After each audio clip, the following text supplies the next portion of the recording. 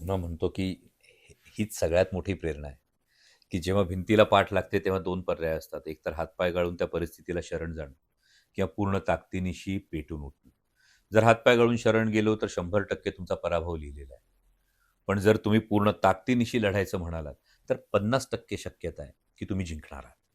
आणि मला वाटतं, की त्या 50% जिंकण्याची शक्यता ही कायम तुम्हाला प्रेरणा देत असते. महात्मा ज्योतिराव फुले यांच्या द्विजन्मशताब्दी वर्षामध्ये जर ही गोष्ट आपण सांगू शकलो नाही, तर शिवशाहू फुले आंबेडकरांच्या महाराष्ट्रातला एक नागरिक म्हणून घ्यायला आपण नालायक आहोत.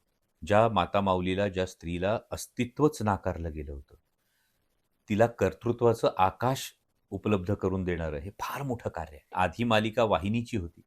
आता मात्र मालिका महाराष्ट्राची झाली आहे. राजकारण आणि कलाक्षेत्र ही 2 वेगवेगळी क्षेत्र आहेत.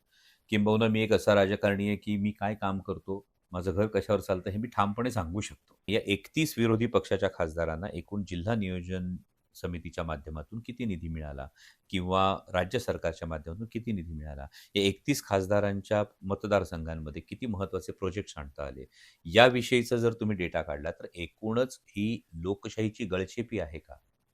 हा प्रश्न प्रत्येकाच्या मनात निर्माण होतो. लोकांच्या साठीची कामं आहेत, जी सार्वजनिक हिताची कामं आहेत.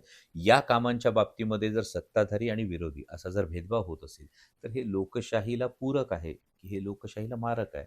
हा प्रश्न या निमित्तानं उभा राहिला. दादा असते तर ही गोष्टच खूप वेदना देणारी आहे, कारण त्याने महाराष्ट्राचं फार मोठं नुकसान झालं. असे अनेक प्रसंग आहेत. म्हणजे हं. अगदी दादांची आणि माझी पहिली ओळख 2009 मध्ये झाली.